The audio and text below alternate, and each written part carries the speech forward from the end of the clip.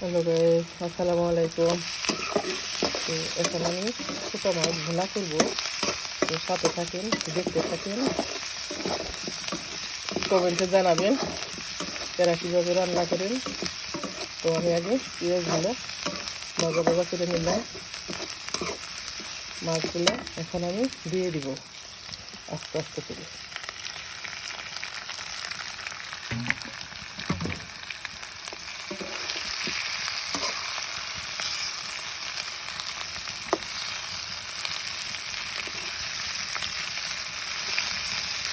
সাথে থাকেন, দেখতে থাকেন। ভালো লাগলে শেয়ার করবেন, লাইক দিবেন প্লিজ। আমি অনেক কষ্ট করে লাকি চুলাই রান্না বান্না করি। আমি গ্রামের মানুষ, গ্রামে থাকি, অনেক কষ্ট করে রান্না বান্না করি।